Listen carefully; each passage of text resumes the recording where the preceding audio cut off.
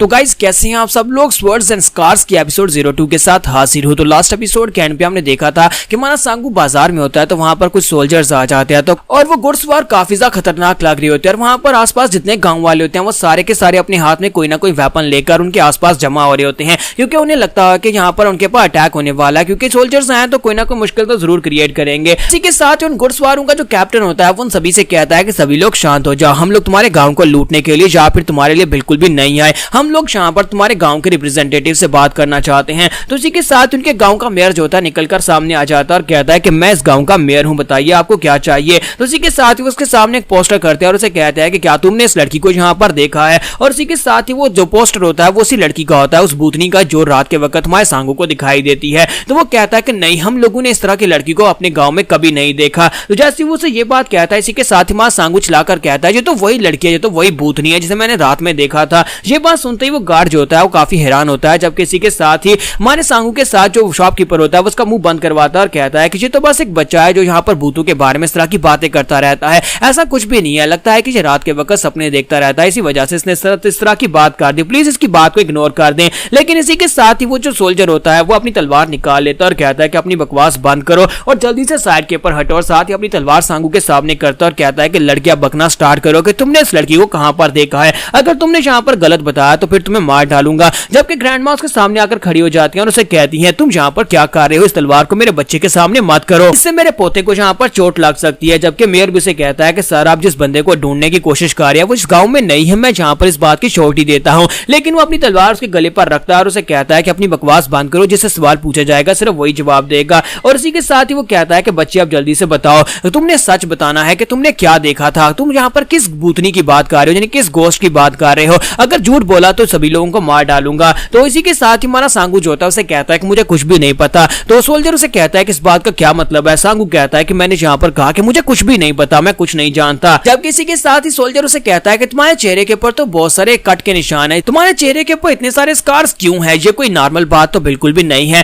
जबकि उसके साथ वाला शॉपकीपर उसे कहता है कि सर जब ये बच्चा था इस वक्त इसकी फाइट एक गैंग मेंबर्स के साथ हो गई थी, तो उस गैंग के लोगों ने इसे बहुत ही बुरी तरह से पीटा था, इसी वजह से इसके चेहरे के ऊपर इतने सारे निशान हैं। बात सुनने के बाद सोल्जर अपनी तलवार घुमाकर उसने जो एप्रन पहना होता है उसके रिबन को काट देता है और उसे कहता है कि अगली बार मैं तुम्हारी गर्दन काटूंगा, जिससे यहाँ पर सवाल पूछा जा रहा है सिर्फ वही जवाब देगा। और फिर साथ ही वो हमारे सांगू से पूछता है कि बताओ कि तुम्हें ये स्कार्स कहां पर से मिले। तुम्हारा सांगू से कहता है कि मुझे यहाँ पर इसके बारे में कुछ भी याद नहीं है, मुझे नहीं पता कि ये स्कार्स कहां पर से मिले हैं। तो सोल्जर कहता है कि लगता है कि तुम ऐसे नहीं बताओगे और ग्रैंडमदर उसके सामने आकर खड़ी हो जाती है और उसे कहती है कि मेरा बच्चा यानी मेरा पोता जो है वो अपनी मेमोरीज खो चुका है, इसे कुछ भी याद नहीं है, ये बहुत ज्यादा यंग और बहुत ज्यादा नाइव है, इसलिए प्लीज यहाँ पर इसे माफ कर दो। लेकिन इसी के साथ ही वो कैप्टन जो होता है उसके ग्रैंडमा के मुंह पर थप्पड़ मार देता है। जब उसके मुंह पर एक जबरदस्त थप्पड़ मारता है और उसे कहता है कि ग्रैनी तुम्हें कहा ना कि यहाँ पर बीच में मत बोलो, तुम सभी लोग यहाँ पर मेरी बात को समझ क्यों नहीं रहे, अगर यहाँ पर दोबारा कोई बीच में बोला तो उसे मार दूंगा। लेकिन जैसे वो उसके मुंह पर थप्पड़ मारने के बाद उसके चेहरे की तरफ देखता है तो ग्रैनी के चेहरे के ऊपर से मास्क फट जाता है क्योंकि उसने चेहरे के ऊपर एक मास्क लगाया होता है। और इसी के साथ ही वो कहता है कि इस बात का क्या मतलब है, तुमने अपने चेहरे के ऊपर मास्क क्यों लगा रखा है, जल्दी से अपना मास्क उतारो। लेकिन इसी के साथ ही वो ग्रैनी जो होती है अपने हाथ से अपना नाइफ निकालकर सामने की तरफ थ्रो कर देती है, जो कि सीधा कैप्टन की बॉडी के अंदर जाकर लगता है और वो कैप्टन वहीं पर गिरकर मर जाता है। तो कैप्टन के मरने के साथ उसके बाकी के जितने शॉपकीपर्स होते हैं वो सारे के सारे उनके वेपन्स लेकर आगे बढ़ते हैं। तो सिटी मेयर कहते हैं कि लगता है कि मैं फिर से यहाँ पर से भागकर जाना पड़ेगा और बाकी के जो गार्ड्स होते हैं वो सेंटर में खड़े होते हैं और बाकी के यहाँ पर जितने भी शॉपकीपर्स होते हैं वो सारे के सारे ग्रैनी के अपने ही लोग होते हैं और वो सभी लोग अपनी तलवारें निकाल कर आगे बढ़ते हैं और ग्रैनी से कहते हैं मिस आपके ऑर्डर्स क्या हैं। तो इसी के साथ ही उनसे कहते हैं कि सभी को मार डालो और वो बड़ी तेजी के साथ आगे बढ़ते हैं ताकि उनके पर अटैक करके उन्हें मार सके। तो वहां पर जितने लोग होते हैं वो कोई आम गांव वाले नहीं होते बल्कि उसी के अपनी गैंग के मेंबर्स होते हैं और वो सभी लोग अपनी तलवारें लेकर उनके पर अटैक करना स्टार्ट करते हैं। और देखते ही देखते वो सभी लोग क्योंकि बहुत अच्छे तलवारबाज होते हैं तो वो उन गार्ड्स को बड़ी आसानी से मार डालते हैं। और मां सांगू ये देखने के बाद बहुत ज्यादा हैरान हो रहा था और वो कहता है कि ये क्या, ये सारे के सारे तो आम दुकानदार थे, ये सभी आम शॉपकीपर से, फिर इन सभी लोगों ने यहाँ पर इन सभी गार्ड्स को कैसे मार दिया। तो गार्ड्स के वहां पर मरने के बाद वो सभी लोग जो होते हैं वहां पर उसके सामने आकर खड़े हो जाते हैं और कहते हैं कि यंग मिस आप बताएं कि अब आगे क्या करना है। तो यंग मिस उन लोगों से कहती है कि अब हम लोग और ज्यादा एक साथ नहीं रह सकते, तुम सभी लोगों का बहुत बहुत शुक्रिया जो पिछले कई सालों से तुम लोग यहाँ पर हमारा साथ दे रहे थे और इस सब में हमारा साथ दिया, इसलिए तुम्हारा शुक्रिया, लेकिन अब तुम सभी को अलग होना होगा। कि हमारा सांगू जो होता है उसकी आवाज सुनने के बाद कहता है कि ये क्या, ग्रैंडमा की आवाज को क्या हो गया, इसकी आवाज तो बिल्कुल एक लड़की जैसी हो गई है। तो दूसरी तरफ से वो शॉपकीपर उसे कहता है कि हम लोग यहाँ पर इस बार में बहुत ज्यादा शर्मिंदा है कि हम लोग आपका और ज्यादा साथ नहीं दे सकते, लेकिन आपके ऑर्डर्स को भी तो फॉलो करना है, जैसा आप कहती हैं बिल्कुल हम वैसा ही करेंगे। तो इसी के साथ ही यंगमिस उन लोगों से कहती है कि आज के बाद से हम सभी लोग एक दूसरे को बिल्कुल भी नहीं पहचानेंगे। तुम में से कहीं पर भी अगर कोई हमें मिल जाता है तो एक दूसरे को पहचानना मत और अपनी जाकर अपनी रोजमर्रा की लाइफ गुजारो जैसे तुम गुजारना चाहते हो। ऐसे तुम्हारा मिशन हमारे साथ खत्म होता है। तो वो सभी लोग उसे कहते हैं ठीक है यंग मिस, जैसे आपके ऑर्डर्स, लेकिन आप भी यहाँ पर अपना बॉस का ख्याल रखना। और साथ उनमें से एक आगे बढ़ता जाकर सांगू से कहता है हम यहाँ पर तुम्हें बेस्ट ऑफ लक कहते हैं, उम्मीद करते हैं कि हम लोग दोबारा एक दूसरे को देख पाएंगे। और इसी के साथ ही वो सभी लोग वहां पर से उड़ जाते हैं क्योंकि सारे के सारे मार्शल आर्टिस्ट होते हैं। तो वो सभी लोग बड़ी तेजी के साथ वहां पर चले जाते हैं।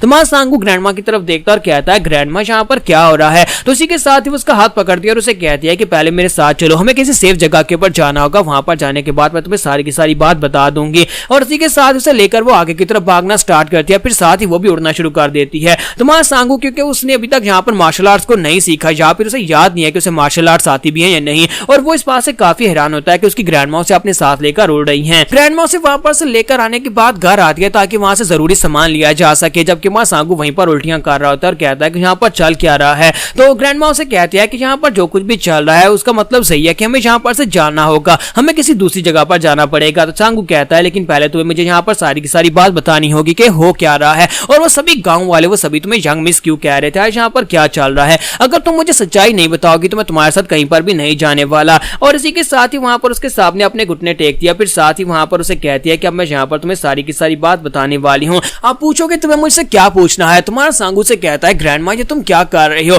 नहीं या मेरा मतलब है कि तुम कौन हो ग्रैंडमा, आखिर तुम हो कौन। तो इसी के साथ ही उसे कहती है कि मेरा नाम शिन सो यांग है, फिलहाल के लिए तुम्हें यहाँ पर मेरा नाम याद नहीं है, लेकिन असल में हम लोग यहाँ पर एक दूसरे के सबऑर्डिनेट हैं, हम लोग एक दूसरे को अच्छे से जानते हैं। तो सांगू चलाकर उसे कहता है कि मैं यहाँ पर इस नाम के बारे में कुछ भी नहीं जानता, अचानक से तुम यहाँ पर ये कह रही हो कि तुम्हारा नाम शिन सो यांग है, मैं यहाँ पर कैसे मान लूं कि तुम्हारा ये नाम है। और इसी के साथ उसके सामने उनका खड़ी होती है और उसका कद जो होता है काफी लंबा हो जाता है क्योंकि असल में वो ग्रैनी तो है ही नहीं, उसने अपनी अपीयरेंस को चेंज किया होता है। और इसी के साथ ही वो अपने चेहरे के ऊपर से मास्क उतार देती है और उसके नीचे से वही खूबसूरत भूतनी निकल आती है। तो वो उसे कहता है कि ये क्या, तुम तो वही गोस्ट हो, मैंने तुम्ही को उस रात देखा था और फिर साथ ही मैंने तुम्हें वहां पर किचन में भी देखा था। तो वो उसे कहती है प्लीज यंग मास्टर प्लीज मुझे माफ कर दीजिएगा, मुझे यहाँ पर अपना रूप बदलना पड़ा क्योंकि सभी लोग मेरा चेहरा पहचानते हैं, इसी वजह से मुझे यहाँ पर आपकी सेफ्टी के लिए अपना रूप बदलकर आपके साथ रहना पड़ा। हर रात मैं आपकी बॉडी के ऊपर एक्यूपंक्चर टेक्निक को यूज करती हूँ ताकि आप पूरी रात सोते रहें और आप जागे नहीं, ताकि मैं यहाँ पर अपनी असल रूप में बाहर रह सकूं। लेकिन पिछले कुछ दिनों से मेरी एक्यूपंक्चर की टेक्निक जो है वो आपके ऊपर ज्यादा काम नहीं कर रही, उसका असर कम होता जा रहा है क्योंकि आपकी बॉडी के अंदर आपकी जो इंटरनल पावर्स हैं वो जागती जा रही हैं। जैसे जैसे आपकी पावर्स वापस आ रही हैं वैसे वैसे मेरी एक्यूपंक्चर टेक्निक आपके ऊपर काम नहीं कर रही। मां सांगू से कहता है कि तुम किस इंटरनल स्ट्रेंथ की बात कर रही हो, मेरे पास तो कोई इंटरनल स्ट्रेंथ नहीं है, ना ही कभी मैंने मार्शल आर्ट्स को सीखा है, लेकिन तुम लोग हो कौन और तुम लोग मेरे लिए सब कुछ कर रहे हो। तो मिस शेन उसे कहती है कि हमारे ऊपर तुम्हारे एहसान है, इसी वजह से हम लोग यहाँ पर उस एहसान का बदला चुकाने के लिए तुम्हारे साथ हैं। हम लोगों ने कसम खाई थी कि हम लोग बाकी की सारी जिंदगी यहाँ पर तुम्हारी प्रोटेक्शन में गुजारेंगे, यानी कि तुम्हें प्रोटेक्ट करेंगे। तो उसकी बात सुनने के बाद सांगू से कहता है कि अब यहाँ पर सवाल ये आता है कि आखिर मैं यहाँ पर इतना खास क्यों हूँ, आखिर मेरी आइडेंटिटी क्या है, मैं कौन हूँ, और तुम यहाँ पर तुमने कसम क्यों खाई थी मुझे प्रोटेक्ट करने की। तो उसकी बात सुनने के बाद मिस शिन वहां पर खामोश रहती है, लेकिन सांगू चलाकर उसे कहता है कि अब तुम बोल क्यों नहीं रही, तुम बता क्यों नहीं रही कि मेरी आइडेंटिटी क्या है, मैं कौन हूँ। तो इसी के साथ मिस शिन उसे कहती है क्या तुमने यहाँ पर म्यूरियम के दो बहुत ही पावरफुल मार्शल आर्ट्स यानी कि दो पावरफुल स्वर्ड्समैन और मार्शल आर्टिस्ट के बारे में सुना है,